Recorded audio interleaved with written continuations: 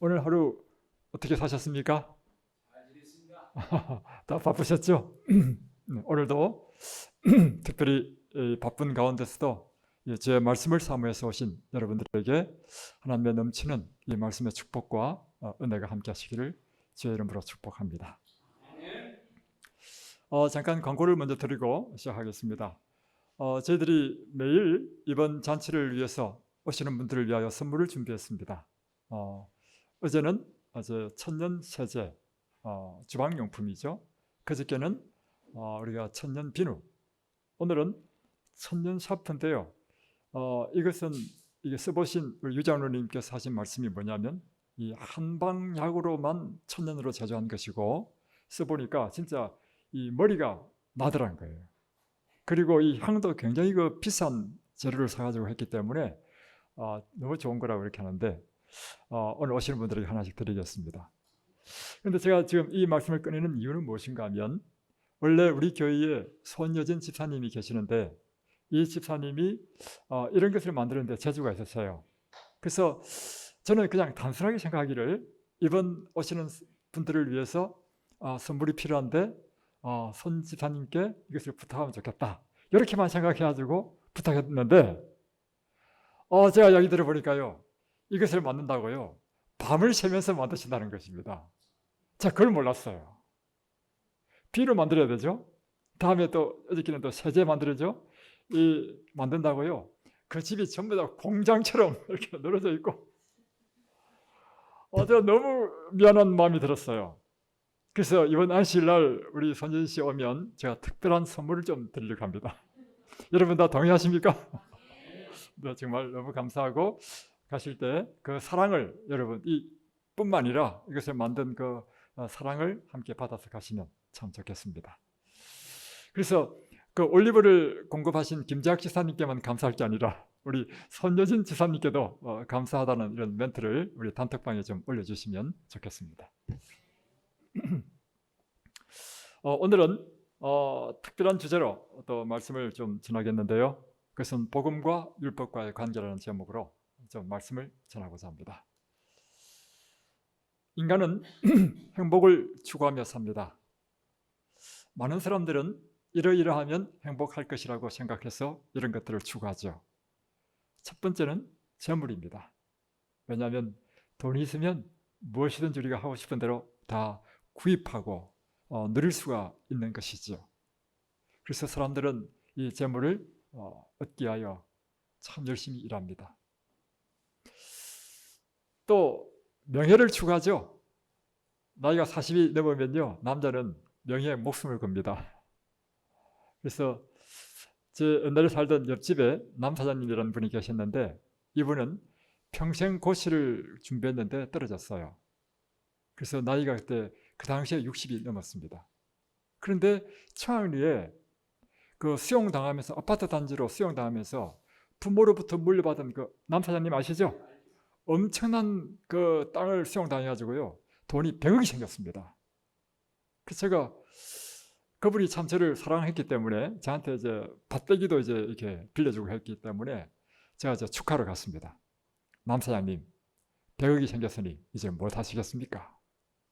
저는 좋은 일을 할 줄 알았단 말이에요. 이분이 하신 말씀이 이제 돈이 생겼으니 국회의원에 한번 출마해 보겠습니다. 그래서 남자는요, 나이가 들면 명예에 목숨을 겁니다. 또 무엇에 또 목숨을 걸죠? 권력에 목숨을 걸잖아요. 죽기 살기로 권력을 쟁취하기 위해서. 또 쾌락을 추구하죠. 이 모든 것은 우리가 우리에게 행복을 준다고 믿기 때문에 이것을 추구한다는 것이죠. 그러나 이제 우리가 이제 각자 살아오신 연수가 다르겠지만 인생을 살면서 점점 더 깊이 느끼는 것이 있죠. 행복은 바로 관계에서 온다는 사실을 여러분 점점 느끼지 않습니까? 네. 그래서 오늘도 한 집사님이 전화가 왔어요. 와가지고 목사님, 어제 보니까 너무 지치신 것 같습니다. 제가 몸보신을 좀 해드려야 되겠습니다. 하루 저를 불러내가지고 제가 점심을 얻어 먹었습니다. 그렇다해서 뭐 우리가 갈 수 있는 곳은 어디냐면 삼육대학 후문에 있는 뭐 다람이 임자탕 거기 갔습니다. 그러나 그 밥이 뭐 몇만 원짜리냐, 8,000원짜리가 7,000원짜리죠. 그 금액에 다가와 관계없이 우리는 이 성도의 사랑 가운데서 느끼는 그것이 우리에게 행복을 준다는 거예요. 우리 자녀가 어릴 때 저는 그때 저는 사업을 할 때였습니다. 교회 목회를 하지 않았고 집사할 때였습니다. 그래서 우리 자녀들을 다 끌고요 미국에 여행 갔습니다. 그러니까 우리 순호가 5살, 5학년, 우리 순지가 3학년인가 2학년인가 이랬고 3학년, 우리 막내가 5살인가 6살 때 이때 거기 가서요 좋은 거 많이 봤습니다. 그 유명하다는 그 디즈니랜드, 애들 데리고 왔으니까 애들이 좋아하는 디즈니랜드는요 어른이 가도 참 재밌었습니다. 거기 가는 게 진짜 재밌더라고요, 디즈니랜드. 예. 다음에 또 유니버셜 스튜디오, 그래서 영화 찍는데죠. 그것도 진짜 재밌어요. 가보셨습니까? 전부 다 가보셨네. 가보니까요 이 어떤 동굴로 기차를 타고 가는데 조그만 기차를 타요. 그러면 동굴 들어가요. 동굴 들어가니까 영화에 킹콩 나온 영화 있죠.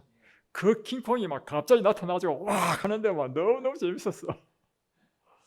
다음에 또 뭐 하여튼 그 버스 타면 뭐 2박 3일 이렇게 가지고 이제 여행 코스 있잖아요. 그런 버스 타고 갔는데 뭐 그랜드 캐년도 보고 브라이스 캐년도 보고 막 캐년이 하도 많아가지고 나중에는 이 년도 캐년이고 저 년도 캐년이고 제가 그런데 제가 제일 재밌었던 데는 뭐 어디냐면요 샌디에고에 있는 시월드였습니다. 시월드는요 어떤 거냐면 우리가 보통 이제 돌고래쇼 보잖아요. 돌고래쇼하고 비교가 안 돼. 진짜 집채만한 고래, 그리고 샌디에고의 그 바닷가를 이렇게 막아가지고 어떻게 쇼를 하는데요. 장로님 보신 것 같다 딱 보니까 표정이.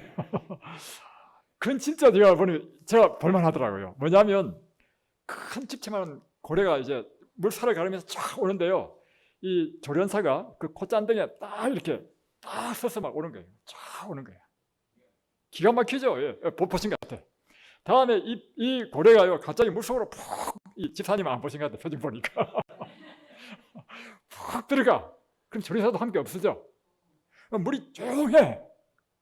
그러다가 갑자기요 이 고래 힘 엄청 세습니다. 갑자기 물속에서 힘으로 팍 차고 올라오는데 거의 10m 올라와. 10m 올라올 때요 이 고래의 콧잔등에 조련사가 쫙 이렇게 있는 거예요. 그 진짜 가관이야 가관. 한번 봐야 돼. 이건 빚을 내고서라도 한번 봐야 돼. 그래가지고 나중에 한 10m 올라간다니 그 절정에서요 조련사가 다이빙해요. 다이빙하고 고래도 함께 떨어진단 말이에요. 그러면 막 물이 확 튀죠. 온 청중들한테. 청중들이 바로 해변가에 있기 때문에요. 그 쇼의 묘미 중에 하나는 뭐냐면 물벼락을 맞는 거야. 그 집채만한 고래가 떨어지니 얼마나 물벼락이 크겠어요. 그래서 흠뻑 맞아요. 그 다음에 또 조용해.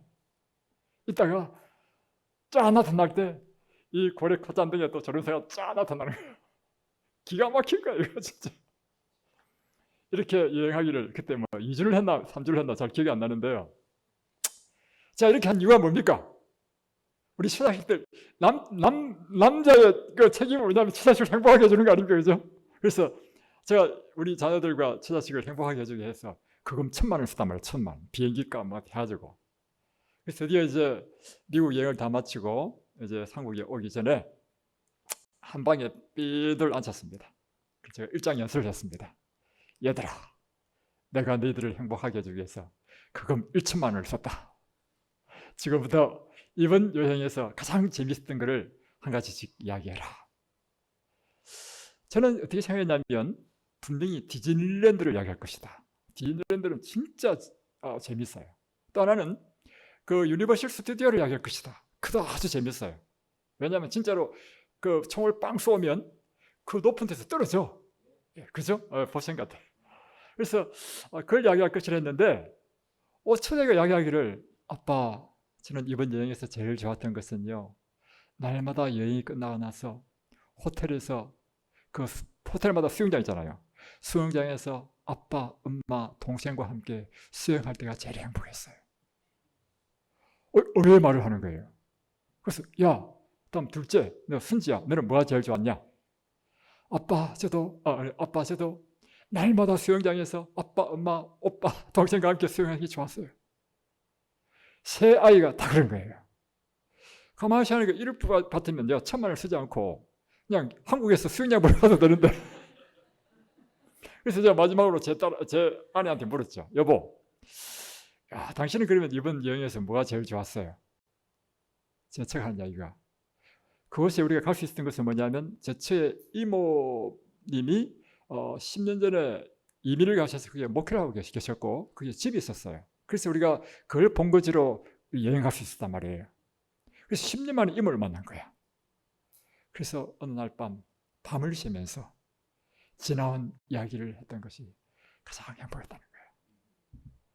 그래서 아주 위대한 진리를 깨달았습니다. 인생의 행복은요, 무엇을 많이 가졌느냐? 아니에요. 물론 그거 필요합니다. 그걸 부인하는 거 아닙니다. 그러나 정말 우리 마음에 기쁨을 주고 행복을 주는 것은요, 관계예요, 관계. 그래서 그래, 맞아. 우리는 사랑해야 돼. 여러분, 사랑하십시다. 여러분은 저를 꼭 사랑해 주시기 바랍니다. 아멘이십니까? 저는 여러분들을 정말 사랑하겠습니다. 하나님께서는 인간을 창조하셨기 때문에 인간의 행복이 어디서 오는지를 아셨습니다. 그래서 인간을 창조하실 때부터 인간의 행복을 위한 모든 시스템을 만드셨습니다. 자, 보십시오. 사람은 두 관계를 갖고 있는데, 그것은 하나님과의 수직적인 관계를 가지고 있고, 또 사람과 사람, 이웃과 이웃 사이에 수평적인 관계를 가지고 있습니다. 이 수직적인 관계와 수평적인 관계 가운데서 우리는 진정한 행복을 얻도록 하신 것입니다. 그래서 이 수직적인 관계를 위하여 하나님께서 늘 하나님과 교제하고 그분과의 교제 가운데서 행복을 누리기 위하여 주신 것이 무엇인가 하면, 7째 날마다 하나님께서 우리를 만나시고 함께 교통하는 이 안식일 제도를 만드셨다는 것이죠. 그리고 사람과 사람 사이의 그 행복의 관계를 위해서 하나님께서는 가정 제도를 창조 때부터 남자와 여자를 결합시켜서 결혼을 시켜서 가정 제도를 두셨다는 사실이에요. 그래서 이 관계를 통해서 우리 인간은 참으로 인생의 깊은 행복과 만족 그리고 성장을 경험할 수 있도록 하신 것입니다. 이것이 바로 최초의 인류를 위해서 주신 하나님의 행복의 제도, 안식일 제도와 또 가정 제도인 것입니다. 그러나 인간이 범죄하게 되었습니다. 범죄하면서 여러분, 죄라고 하는 것이 무엇이냐면요, 죄는요, 관계가 깨어지는 것입니다. 맞죠? 인간이 범죄함으로 인해서 하나님과의 관계도 깨어지고요, 사람과의 관계도 깨어졌습니다. 그래서 우리는 하나님을 직접 못 만나잖아요. 또 사람과의 관계도 보십시오. 하와가 처음 유혹당해서 선악과를 먹은 다음에 남편에게 선악과를 딱 줬을 때요, 그때 남편이 그 선악과를 받아 먹은 이유는요, 먹고 싶어서 먹은 게 아닙니다. 아담은 범죄하기 전이었거든요. 범죄하기 전이었기 때문에 그 마음속에 막 아내에 대한 사랑이 막 충만했단 말이에요. 그래서 아내가 죽은 존재가 됐다면 나도 함께 죽겠다고 해서 먹은 거예요. 근데 선악과를 딱 먹자마자 죄가 들어왔죠. 죄가 딱 들어오니까 하나님께서 아담에게 너 왜 선악과 먹었냐 하니까 뭘 했습니까? 죄가 딱 들어오니까 챙기는 게 뭐냐면, 당신이 지으신 저 아내 때문에 관계가 깨진 거예요. 그래서 복음이란 뭐냐? 깨어진 관계를 회복시키는 것입니다. 그래서 우리가 해야 될 일이 무엇인가 하면, 우리가 전도를 한다 하는 의미는요, 깨어진 관계를 회복시키는 것입니다. 범죄에 의해 이 두 제도는 보다 더 우리에게 확장되었습니다. 사실 이 한 제도 속에 있는 다양한 이런 법들이 우리에게 자세하게 나타내진 거죠. 예를 들면 빛은 우리 눈에 한 빛으로 보이지만 프리즘을 통과하면 이 한 빛으로 보이는 빛 속에는 7가지의 색깔의 빛이 있다는 것을 아는 것처럼, 이 안식일 제도라는 속에 사실 알고 보면 하나님과 우리와의 관계에 속하는 네 가지의 그 법이 다 포함되어 있다는 것입니다. 그러므로 거꾸로 표현하면 우리가 안식일을 정말 진정으로 잘 지키면요, 하나님과의 관계에 필요한 관계와 관련되는 이 네 가지 법을 다 이루는 것입니다. 그것이 나 외에 다른 신을 섬기지 말라. 안식일을 지키는 사람이 하나님 외에 다른 신을 섬길 수 있습니까? 없죠. 우상을 만들지 말라. 하나님을 섬기는 사람이 우상을 만들 수 없죠. 사실 알고 보면 이 네 제도는, 네 계명은 이 한 제도 속에 다 포함되어 있었던 것입니다. 마찬가지로 이 가정제도도 죄로 인해서 하나님께서 우리 가정의 행복을 위하여 주신 모든 6가지의 그 법들이 사실은 다 포함되어 있는 것입니다. 내 부모를 공경하라, 살인하지 말라, 간음하지 말라, 도둑질하지 말라, 이런 것들 말이죠. 그래서 알고 보면 이 십계명은 하나님과 사람과의 관계 속에서 우리 인간이 지극한 행복을 누리도록 주신 하나님의 제도인 것입니다. 그것을 다른 말로 표현하면 관계가 좋다, 이것은요 사랑이라는 거예요. 다시 말하면 하나님과의 관계는요, 하나님을 우리가 사랑하는 그 사랑 속에서 있고, 사람과 사람 사이는 우리 이웃을 사랑하는 사랑 속에 우리는 완전한 관계 회복과 행복을 누린다는 것이죠. 그래서 이걸 한마디로 쫙 줄이면요, 이 10가지 계명을요, 우리 그 흑염소 집 보면 그 농축하잖아요. 싹 농축해서 액기스 한 방울 딱 만들면 그 한 방울이 뭘까요? 사랑하라는 것입니다. 다시 한 번 더 여러분에게 호소합니다. 여러분, 저를 정말 사랑해 주십시오. 저도 여러분을 정말 사랑하겠습니다. 네. 저도 옛날 젊었을 때는 잘 몰랐어요. 그래서 우리 아이들을 잘 교육시킨다고요, 항상 잘못하면 혼내줬단 말이에요. 제가 나이 드니까요, 자녀와 부모의 관계 속에서도 관계가 아주 중요하다는 사실을 깨달았습니다. 제가 이제 철이 들고 난 다음부터는요, 애들 혼내지 않습니다. 애들 잘못하더라도 그를 이해하려고 하고, 이렇게 제가 바뀌었습니다. 사실 원래 저는 그런 사람이 아닌데. 그러니까 사단이요, 인간을 불행하게 하기 위해서요, 무엇을 공격하겠습니까? 이 관계를 깨트리는 일을 하는 거예요. 그러니까 하나님과의 관계를 깨트리는 것은 그 4가지 계명 중에서 특별히 안식일을 깨트리면 모든 게 다 무너집니다. 사람과의 관계, 그도 가정을 깨트리면 모든 비극이 다 일어난다는 거예요. 그래서 끊임없이 사단은 계속해서 이 관계를 깨트리는 일을 해왔다는 것입니다. 이 범죄하기 전에 이 율법의 기능은 첫 번째는 우리의 생명을 보호하는 것입니다. 자, 보십시오. 창세기 2장 16절로 17절에 보면 동산 각종 나무의 실과는 내가 임의로 먹되 선악을 알게 하는 나무의 실과는 먹지 말라. 내가 먹는 날에는 정령 죽으리라 하시니라. 그러니까 이것이 하나님의 계명이죠. 이 계명은 우리를 죽이려고 하신 것이 아니고 이 계명을 순종함으로 영원한 생명을 누리라 한 것입니다. 선악과를 먹지만 않았다면 우리는 영원한 생명을 누릴 것입니다. 그래서 이 하나님의 율법은요, 그 기능이 우리의 생명을 보호하는 것입니다. 살인하지 말라, 그 계명은 무엇이냐면, 이 살인하지 말라는 그 계명은 우리를 다른 사람의 상해로부터 보호해 주는 것입니다. 사실은. 그래서 이 에스겔 20장 11절에 보면 사람이 준행하면 그로 인하여 삶을 얻을 내 율례를 주며 내 규례를 알게 하였고.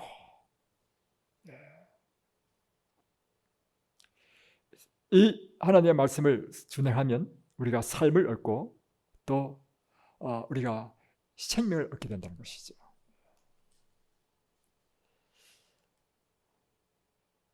그래서 로마서 7장 10절로 12절에 보면 생명에 이르게 할 그 계명은 우리로 하여금 생명에 이르게 하는 계명이라는 것입니다. 이것은 뭐냐면 우리가 범죄하기 전에, 중요한 것입니다. 똑같은 계명도요, 우리가 범죄하기 전의 기능과 우리가 범죄하고 난 이후의 기능은 완전히 달라집니다.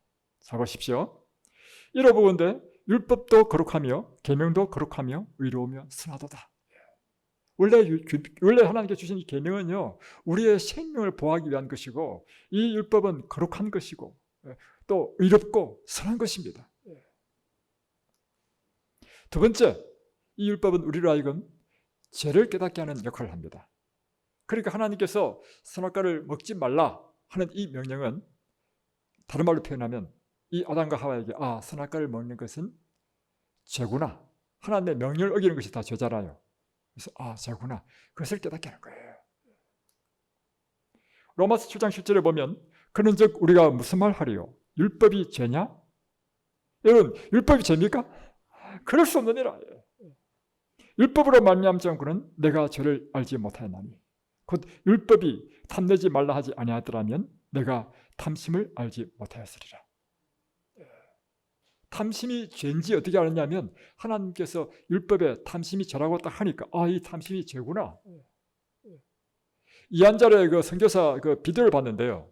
이한자의 선교사가 이한자를 갔는데 그 당시 인도네시아거든요.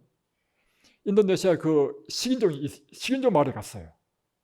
그 비디오 보니까 이 식인종들은 무엇이 미덕이냐면요, 사람에게 사기치가지고 속이는 것이 미덕이야. 그 진짜 나와서 그 비디오 봤거든요. 그런데 그러니까 선교사도 잡아서 죽이는 거야. 죽여서 먹는 거예요. 근데 또 갔어. 또 왔는데 이 선교사가 의료 선교를 하니까 자기들한테 도움이 되잖아요. 그래서 결국에는 나중에 복음을 받아들인 거예요. 할 때 율법에 보니까 속이는 것이 죄라는 사실을 그때야 비로소 알게 된 거예요. 그래서 여러분, 율법은요, 무엇이 죄인지 우리가 가르쳐주는 아주 중요한 것입니다. 그런데 우리가 이제 범죄하고 난 이후에 이렇게 선하고 우리의 생명을 보호해 준 이 율법이요, 완전히 180도 딱 달라집니다. 어떻게 달라지느냐? 우리를 정죄하고 죽이는 것입니다. 이상하죠? 우리를 보호하던 그 율법이요, 우리가 일단 범죄를 하게 되면 그 기능은 오히려 우리를 정죄하고 죽이는 기능을 하는 것입니다. 예를 들면 보십시오. 살인하지 말라. 내가 범죄하기 전에는 이 살인하지 말라, 이 법은요, 내 생명을 보호해 주는 것이었습니다. 왜냐하면 이 법 때문에 아무나 나를 죽일 수 없어요. 죽이면 그 사람이 살인죄로 잡혀가니까. 그런데 내가 어떤 부지 중에 술김에 화가 나가지고 푹 찔렀는데 죽었어. 내가 살인자가 됐어. 그 다음부터 똑같은 나를 보여준 살인하지 말라는 법은 어떤 법이 되죠? 너는 살인자야. 너는 죽어야 돼. 여러분, 율법이 바뀌었습니까? 내가 바뀌었습니까? 내가 바뀌니까 똑같은 율법이 기능이 완전히 180도 바뀌어졌죠. 그래서 여러분, 이 율법과 나와의 내가 범죄한 전이냐 후냐의 관계를 잘 이해하면 이 성경에 나오는 율법에 대한 모든 것이 이해가 되는 거예요. 그래서 로마서 7장 10절에 보면 이런 말씀이 이해되는 거예요. 생명에 이르게 할 그 계명이 내게 도리어 사망에 이르게 하는 것이 되었도다. 이게 무슨 뜻이냐 이거예요. 우리가 범죄하기 전에는 이 율법은 나에게 생명에 이르게 하는 것이었다. 그러나 내가 범죄하고 난 이후에는 생명에 이르게 할 그 율법이 오히려 나를 사망에 이르게 한 것이 됐다. 이런 뜻입니다. 그래서 여러분, 율법이 악한 것입니까? 아니죠. 선하고 의롭다는 것이죠. 내가 문제라고 하는 것이죠. 두 번째는 범죄하고 난 이후의 율법의 기능은 우리를 그리스도께로 인도하는 몽학 선생의 역할을 합니다. 갈라디아서 3장 24절에 보면 이같이 율법이 우리를 그리스도께로 인도하는 몽학 선생이 되어 우리로 하여금 믿음으로 말미암아 의롭다함을 얻게 하려 함이니라. 율법이 우리를 예수님께로 인도하는 선생이 된다. 선생 가운데 몽학 선생이라는 것은 지금 이 헬라 시대 때, 바울 시대 때는요, 아주 높은 귀부인들은 여러 종들을 두고 있었는데 그 종들 가운데 학식이 있는 종은 몽학 선생으로 썼습니다. 이 선생은 자기 자녀가 어릴 때 학교 갈 때 이 자기 자녀를 학교까지 데려다 주고 수업 끝나면 이제 다시 데리고 오고, 그런데 또 공부를 또 잘 이해 안 되는 거 있으면 보충 수업까지 해준 이런 종이 바로 몽학 선생이었습니다. 근데 율법이요, 우리를 누구에게로? 그리스도에게로 인도하는 몽학 선생이라는 것입니다. 자, 보십시오. 우리가 몸이 더러운지 깨끗한지 거울을 보고 알 수 있죠. 이 거울이 우리 영적으로는 무엇인가 하면 하나님의 율법인 것이죠. 우리가 하나님 율법 앞에 딱 설 때 비로소 내가 죄인이구나 사실을 깨닫게 되는 거죠. 내가 흠이 많은 사람이구나. 그래서 여러분, 우리가 만약에 그냥 이제 얼굴이 이제 그 껌쟁이 묻었다, 일하다가 껌쟁이 묻었다 이러면 어떻게 하면 되죠? 그냥 물로 씻으면 돼, 그죠? 그런데 이제 예를 들면 페인트가 묻었다 이러면 물로 씻어도 잘 안 되죠. 이럴 때는 신나로 씻잖아요, 그죠? 그런데 우리 영혼에 죄의 얼룩이 묻었어. 죄의 얼룩이 묻었어. 죄의 얼룩은 무엇으로 지울 수 있나요? 예수 그리스도의 보혈밖에 없는 것입니다. 그래서 이 율법 앞에 딱 서니까 내가 이 죄인이라는 사실을 깨닫게 됐어요. 이 죄의 얼룩을 지울 수 있는 유일한 분은 예수님밖에 없다는 사실을 깨닫고 예수님에게 나아가게 하는 것이 이 율법의 기능이라는 것입니다. 이해되시죠? 그래서 율법이 할 수 있는 일이고 율법이 할 수 없는 일이 있습니다. 율법이 할 수 있는 일은 우리가 죄인이라는 사실을 깨닫게는 할 수 있지만 율법이 할 수 없는 일은 우리를 이 죄로부터 씻어주지를 못한다는 사실입니다. 그리고는 이 율법이 우리로 그리스도께로 인도하는 일을 한다는 것이죠. 그래서 로마서 4장 21절에 보면 이제는 율법에 하나님의 한 의가 나타났으니, 율법으로는 해결할 수 없기 때문에 율법 외에 우리의 죄를 해결할 수 있는 하나님의 처방, 이것이 바로 하나님의 의인데 이 하나님의 의가 곧 예수 그리스도라고 하는 것입니다. 저는 그런데 왜 예수만 이야기하면 가슴이 이게 벌렁거리는지 몰라. 예수란 말만 딱 하면 제가 내뱉고 나서다 말이죠. 가슴이 감동이 돼.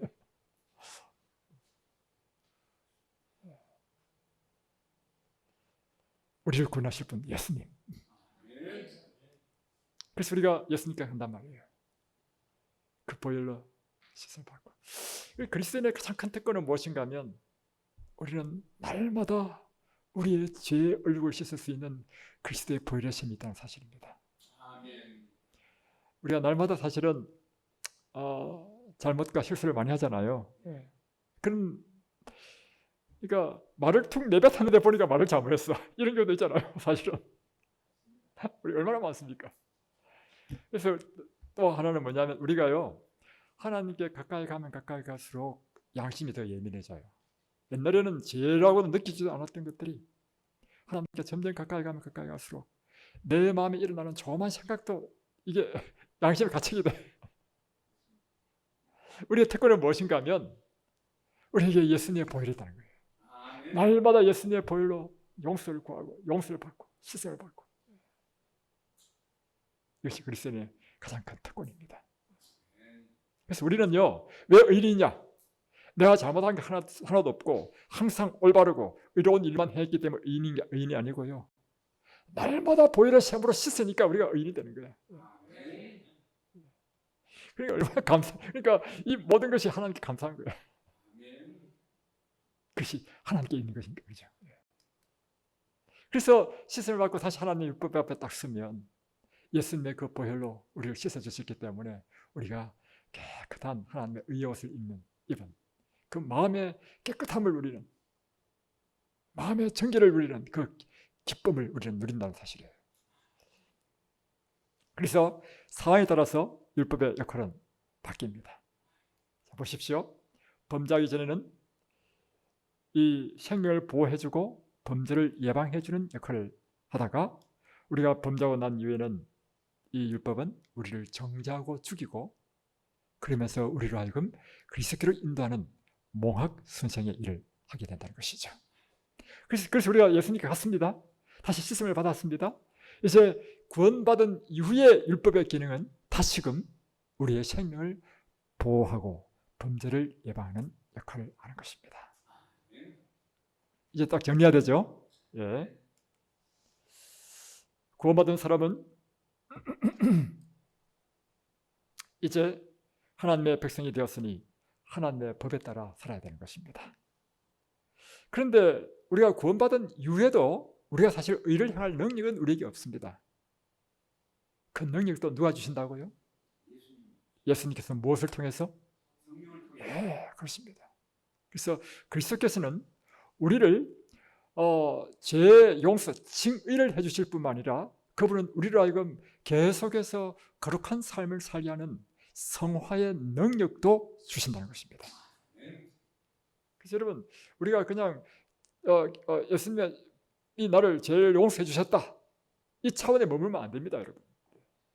더 나아간 차원이 무엇인가 하면 이제 구원받은 사람이 끊임없이 성령께서 우리와 교통하시고 성령께서 우리에게 우리 마음판에 하나님 율법을 새겨주시고 또한 그 율법을 따라서 살 수 있는 능력을 주시고 죄의 유혹으로부터 우리를 보호해 주시고, 그래서 우리가 날마다 그리스도인들이 성령의 충만함을 받아야 되는 이유는 무엇인가 하면 이제 그리스도인이 된 사람은요 성령으로 사는 사람이기 때문에 그렇습니다. 그리스도인이 되었는데도 불구하고 성령의 충만함을 받지 못하면 다시금 죄에 떨어지고 또다시 넘어졌다 일어섰다 하는 반복된 삶을 살 수밖에 없기 때문입니다. 이제 그러다 보니까 이제 많은 개신교에서 예수님의 십자가로 마치 하나님의 율법이 폐해진 것처럼 이렇게 이야기하는 경우가 많습니다.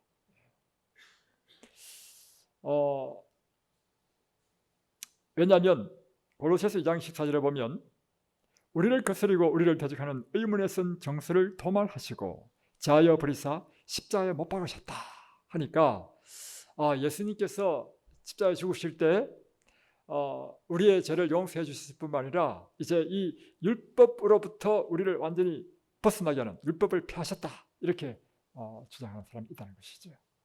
우리 재림교인에게는 잘 이해가 안 되지만 일반적인 개신교에서는 그렇게 이해하는 사람이 많다는 것입니다.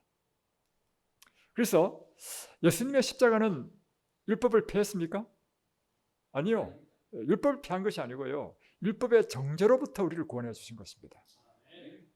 예수님께서 십자가에 죽으신 이유는 그 율법의 정죄로부터 구원해 주실 뿐만 아니라 이제 그분의 보내신 보혜사 성령을 통해서 율법을 지킬 수 있는 능력까지도 우리에게 주신다는 것입니다.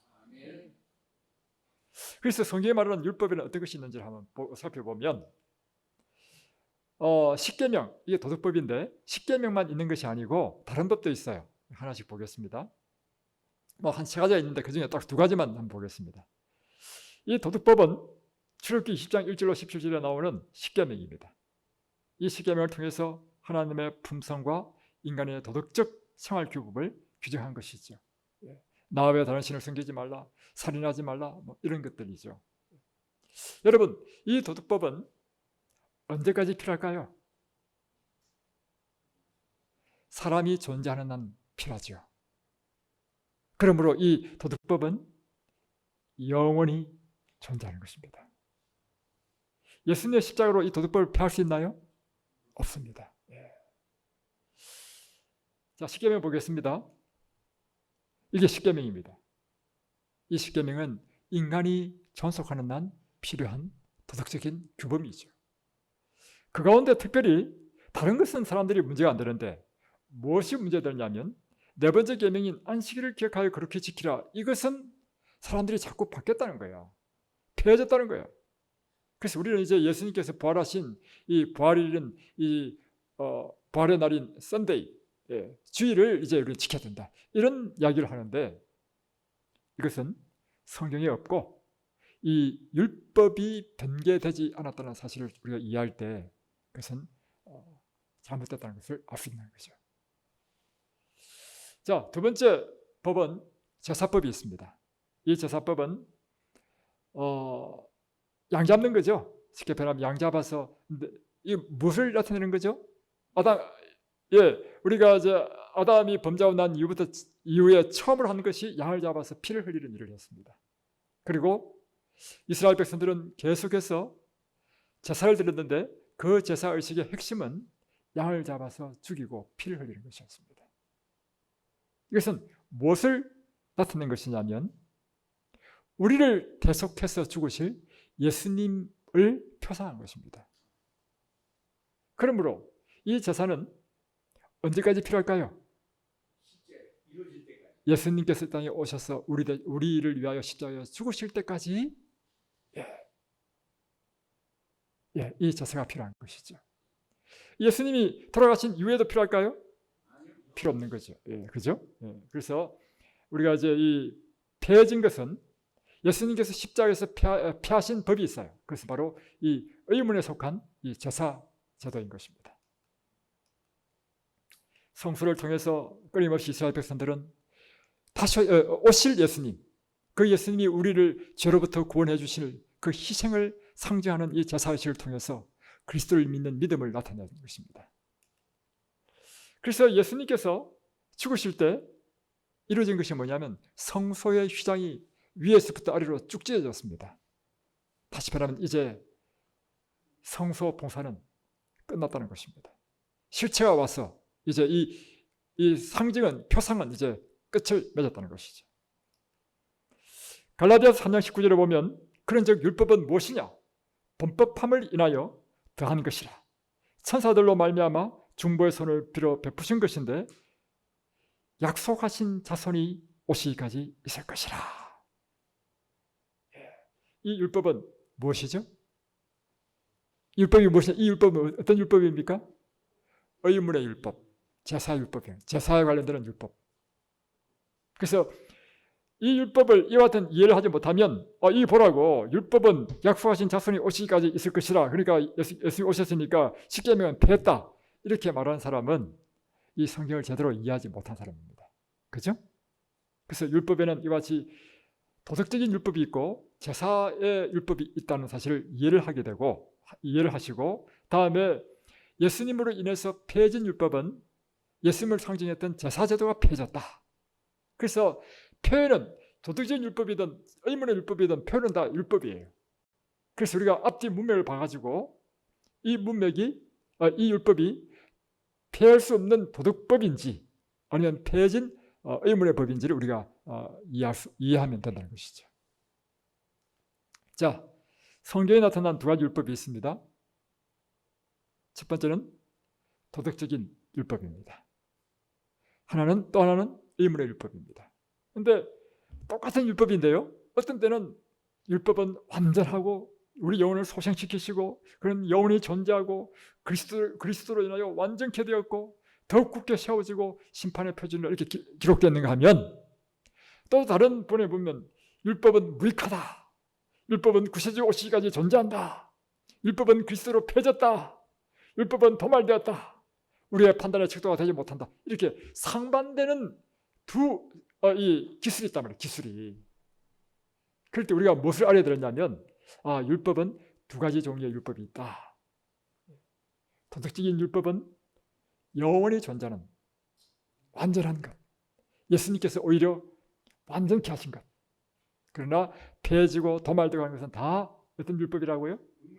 예, 제사에 관련된 의문의 율법이다. 이렇게 이해하시면 되는 거죠. 그런데 이제 중요한 걸 한번 보여드리겠습니다. 안식일도 두 종류의 안식일이 있다는 것입니다. 도덕법에 속하는 안식일이 있고 의문의 율법에 속하는 안식일이 있다는 것입니다. 자, 보십시오. 도덕적인 율법은 십계명 가운데 네 번째 계명, 일곱째 날을 기억하여 그렇게 지키라 하는 이 율법은요, 도덕적인 율법이에요. 이것은 하나님의 십계명이기 때문에 영원히 변개치 않을 율법이라는 거예요. 영원한 율법. 성경은 여호와의 안식이라 표현했습니다. 그런데 제사와 관련되는 율법에 보면 무교절, 칠칠절, 나팔절, 장막절 보면요, 무교절은 뭐 하는 절기죠? 무교절은 뭐 하는 절기입니까? 예, 업설무자, 교는 누룩 교자예요. 그러니까 누룩 없는 떡을 먹는, 언제 이걸 먹게 되죠? 예, 6월절 지나고 나서부터 이제 무교절을 먹잖아요. 일주일 동안. 그래서 그 첫날을 1월 15일을 무교절 첫날은 안식일로 쉬어라 이렇게 했습니다. 그러니까 1월 15일은 그날이 일곱째 날이 아니라 할지라도 쉬는 안식일인 거예요. 그러니까 안식일이 두 가지 종류가 있는데 일곱째 날마다 쉬는 이 안식일은 제7일 안식일, 곧 십계명에 나오는 네 번째 계명에 있는 안식일인 거예요. 그러나 무교절 1월 15일은 무조건 안식일 쉬라. 다음에 또 일주일 이후인 1월 며칠이 되나? 그날도 쉬도록 되어 있고요. 나팔절도 그 첫날은 쉬도록 되어 있고 장막절도 첫날과 마지막 날은 쉬도록 되어 있고, 그래서 제사와 관련되는 이런 안식일들이 많이 있습니다. 자, 보시겠습니다. 그래서 레위기 3장 3절에 보면 여섯 동안은 일할 것이요 일곱째 날은 쉴 안식일이니, 이것이 바로 십계명에 나오는 도덕적인 안식일이죠. 이것을 보면 여호와의 안식일이었습니다. 제7 안식일은 무슨 안식일이라고요? 여호와의 안식일이었고요. 다음에 레위기 3장 37절 보십시오.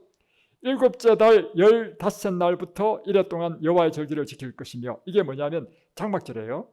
자, 첫날 장막절 첫날에도 안식하고 끝나는 여덟째 날에도 안식할 것이라, 이게 바로 안식일이에요. 근데 이 안식일은 이는 여호와의 안식일 외에 이렇게 했어요. 안식일은 안식일인데 어떤 안식일이라고요? 여호와의 안식일 외에. 여호와 안식일이 뭐예요?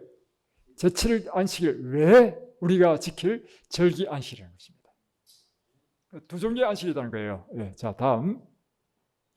이걸 보고 난 다음에 골로새서 2장 16절을 보면 이해를 할 수 있습니다. 이제 많은 사람들이 이 성경절을 들이대면서 이 보라고, 그러므로 먹고 마시는 것과 절기나 월삭이나 안식일을 인하여 누구든지 너희를 편명하지 못하게 하라 했다고. 앞으로 이제 안식일 뭐 지켜야 된다 이런 말 하지 말라고 이렇게 할 때 어떻게 답변을 해야 되냐 그러죠. 이럴 때 이 안식일은 어떤 안식일이라고요? 절기 안식. 네. 어떻게 할 수 있는가 하면, 자 보십시오. 먹고 마시는 것과 절기나 월삭이나 안식일이었어요. 이 안식일은 먹고 마시는 것과 관계되는, 절기하고 관계되는 안식일인 것이에요. 다음에 17절 보면 더 정확합니다. 이것들은 장래일의 그림자라 했습니다. 장래일의 그림자는 다 제사와 관련되는 거죠. 의문의 율법에 속한 안식일, 그러므로 절기 안식이라는 거예요. 이런 것들은 예수님께서 십자가에 달려 죽으실 때 다 어떻게 됐을까요? 다 폐한 것입니다. 의문의 율법이 폐한 것처럼. 예수님께서는 말씀하시기를 내가 율법이나 선지자나 폐하러 온 줄로 생각하지 말라. 폐하러 온 것이 아니요 완전케 하려 함이로다. 진실로 너에게 이르노니 천지가 없어지기 전에는 율법의 1.1억이라도 반드시 없어지지 아니하고 다 이루리라. 장로교회 교리책이 웨스트민스터 신앙 고백이라는 책입니다.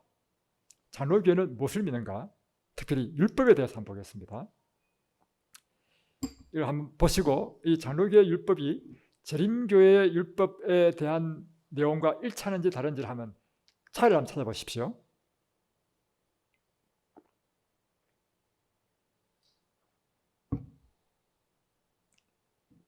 장로교회 율법 제19장에 있는 하나님 율법입니다.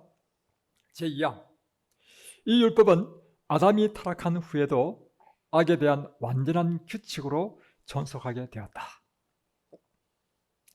그리고 그것을 의의 규칙으로 시내산에서 하나님이 십계명의 형식으로 두 돌판에 기록하여 전달해 주셨는데, 이 율법은 지금 무슨 율법을 가르치고 있어요?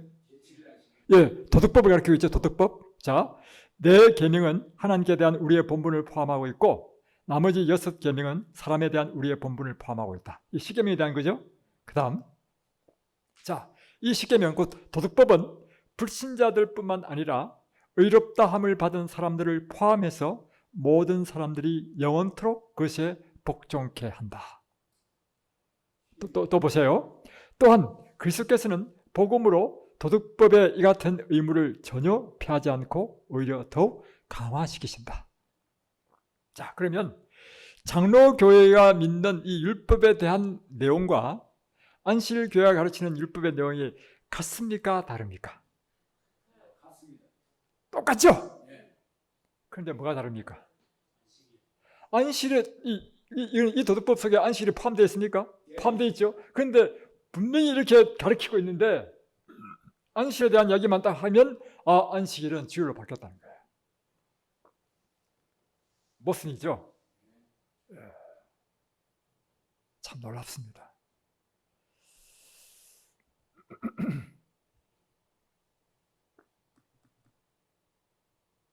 다 뛰어넘고요. 제가 이제는 어제 너무 길게 해서 설교를 오늘 짧게 하려고 결심하고 왔습니다. 지금. 자, 안식일 제도의 의미에 대해서 이제 바로 뛰어넘어가서 한번 보겠습니다. 안식일을 우리에게 주신 목적이 무엇인가? 첫 번째는요, 하나님께서 이 세상을 창조하신 창조의 기념으로 이 안식일을 주셨습니다. 보십시오. 이 십계명 가운데 안식일에 대한 계명이 이렇게 나옵니다. 안식일을 기억하여 그렇게 지키라. 여섯 동안은 힘써 내 모든 일을 행할 것이나 제7일은 너희 하나님 여호와의 안식일인즉. 쭉 다 하고 다음, 이는 여섯 동안에 나 여호와가 하늘과 땅과 바다와 그 가운데 모든 것을 만들고 제7일에 쉬었습니다. 자, 하나님께서 이 안식일을 특별히 거룩하게 지키라고 하시는 목적이 뭐냐면, 내가 이 모든 세상을 여섯 동안에 다 창조했다. 나는 창조자 하나님이다. 다시 말하면 이 하나님께서 창조하신 이 창조를 기념하라고 하는 것입니다. 저는 제 개인적으로는요, 안식일마다 늘 저에게 안식일마다 일어나서 기도하는 것이 뭐냐면, 오늘 이 세상을 창조하신 창조의 기념일로 주신 이 안식일이라는 표현을 쓴단 말이에요. 그리고 안식일마다 제가 의식적으로 느껴지는 게 뭐냐면, 모든 만물을 볼 때마다 하나님께서 만드셨다. 하나님께서 만드셨다. 하나님께서 이것을 만드셨다. 그런 의식을 갖고 있으니까요, 모든 것이 신기하고 모든 것이 인양이 새롭고 그런 것을 느낀단 말이에요. 하나님께서 우리에게 안식을 주신 이유는 무엇인가 하면, 첫 번째는 이 안식을 통해서 안식일마다 기억하라는 거예요. 이 모든 만물을 하나님께서 창조하셨지. 이렇게 우리가 안식을 지키게 되면 이런 사람은 결코 무신론자가 되거나 다른 신을 섬길 수가 없는 거죠.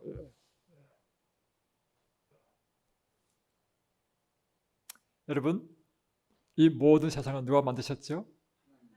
하늘의 수많은 별들도 누가 만드셨죠? 예. 안식을 지키는 자는 결코 무신론자나 회론자가 되지 않을 것입니다. 눈앞에 펼쳐지는 모든 만물을 볼 때마다 이 세상을 창조하신 분은 하나님이 창조하셨구나.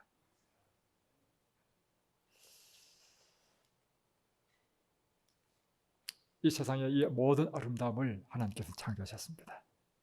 세상의 모든 거민은 그를 경외할지어다.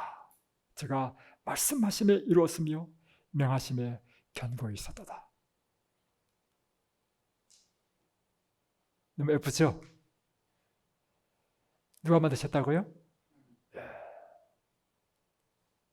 이 꽃은요? 이 꽃은요? 뭐 멀리 볼 게 없네요. 이 꽃은. 그래서 하나님께서 이 모든 세상을 아름답게 창조하셨다는 사실.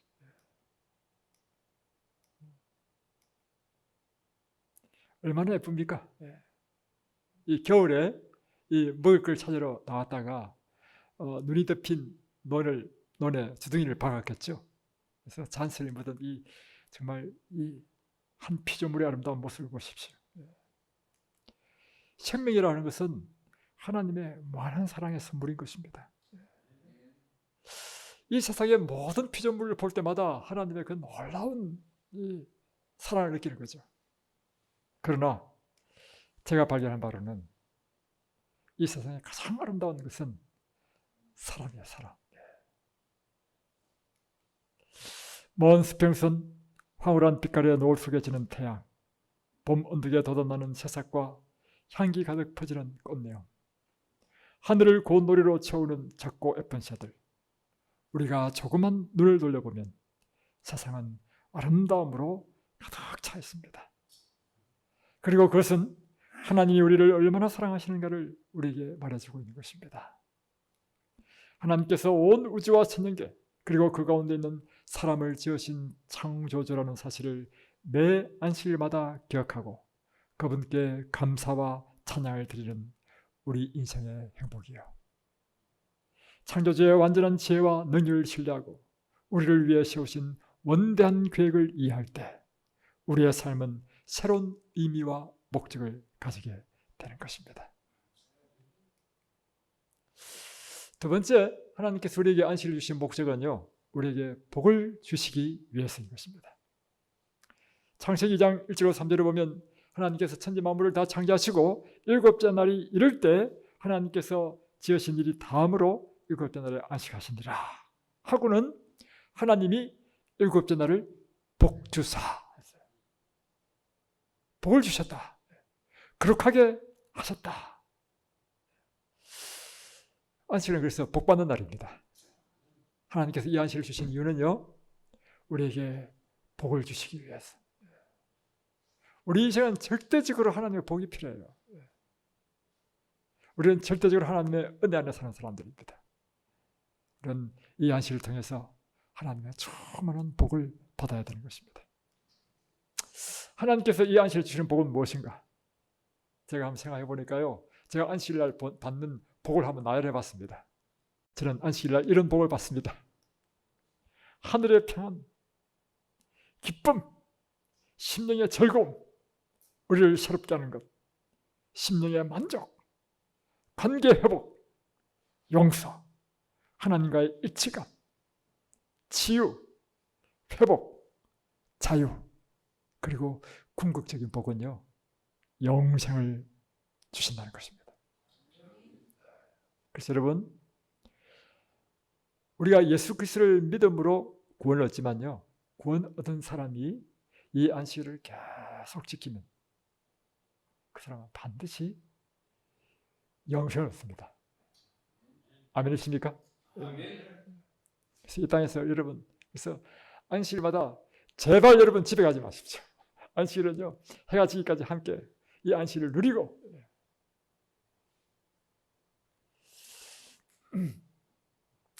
안식일 제도의 의미 세 번째는요, 이 안식일은 예배의 날로 우리에게 주셨습니다.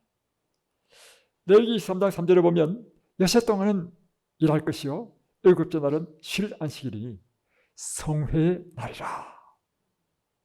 내일은 아무 일도 하지 말라.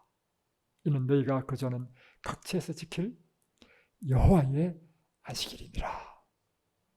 특별히 우리가 이 안식일을 하나님께서는 성회, 거룩한 모임의 날로 이렇게 정하셨습니다. 우리가 안식일날 아무 일도 하지 말아야 되는 이유는 무엇인가 하면 거룩한 성회에 모이기 위한 것입니다. 그리고 우리가 하늘로부터 주시는 그 충만한 은혜를 받기 위해서는 우리 심령이 깨끗하게 비어 있어야 된다는 것이죠. 여러분, 우리가 딱 출근하는 순간부터 그때부터 우리가 할 일로 얼마나 바쁩니까? 그렇죠? 오늘도 열심히 여러분 일하셨죠? 출근하자마자 그때부터 막 부지런히 일하시고.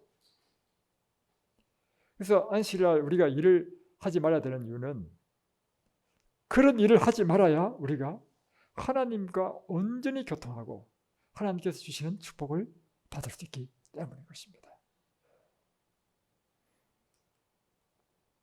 안식일에 세상을 창조하신 창조주 하나님을 인정하고 그분께 합당한 존경과 영광을 돌리는 참다운 예배는 사람의 도리요 본분인 것입니다. 그래서 안식일날 우리는요, 이사야 43장 7절에 보면 하나님께 영광을 돌리기 위하여 지음을 받았습니다. 하나님을 찬양하기, 21절에는 여호와를 찬양하기 위하여 우리를 지었다 했습니다. 하나님께 찬양하고 그분께 영광을 돌리는 최고의 표현이 무엇인가 하면 예배예요, 예배. 그래서 다른 말로 표현하면 우리는요, 하나님을 예배하기 위하여 지음을 받은 사람들인 것입니다. 우리 인생의 첫 번째 해야 될 일이 뭐냐? 그것은 예배를 위하여 우리는 지음을 받았다는 사실. 이것이 사람의 본분이라는 것이죠. 예배는 단순히 찬양하고 말씀을 듣고 하나님께 기도하는 것 그 이상입니다. 예배란 무엇인가? 제가 살면서 깨달은 건데요, 하나님을 즐기는 것입니다. 그분을 사랑하는 것입니다. 우리가 그분의 목적에 맞게 사용되도록 우리의 삶을 그분께 드리는 것입니다. 그래서 안식일은 그분을 즐기는 거예요. 즐겨. 그분의 사랑을 우리의 마음속에 느끼고, 그리고 우리의 삶이 온전히 그분의 목적에 맞도록 우리 자신이 드려지는 것, 이것이 참된 예배라고 저는 믿습니다. 하나님께서 바로 이와 같은 귀한 축복을 우리 모두에게 주시기를 바랍니다. 이사야 66장 21로 23절에는 나의 지을 새하늘과 새 땅이 있음같이 매 월삭과 매 안식일에 모든 혈육이 이르러 내 앞에 경배하리라. 그러니까 우리가 하늘에 가서도 뭘 지킨다는 겁니까? 안식을 지킨다는 거예요. 매 안식일마다. 이 안식일은 이 땅에서부터 우리가 영원한 하늘까지 계속해서 이어질 것입니다. 저는 오늘 여러분들을 이 하나님의 안식의 축복으로 초청합니다. 아멘. 이 안식일에 우리 모두 다 함께 참여하시겠습니까? 아멘. 하나님의 충만한 은혜가 함께 하시기를 주의 이름으로 축복합니다. 아멘. 이 시간 오늘 주신 말씀을 생각하면서 우리 삶 가운데 주신 하나님의 율법의 그 중요성과 또 우리의 모든 허물을 씻어주시는 예수님의 그 보혈에 대한 감사와 또 하나님께 주신 특별한 이 안식의 축복을 위하여 우리 자신이 특별히 기도하는 시간을 한 5분 갖고 제가 마치는 순서를 진행하겠습니다.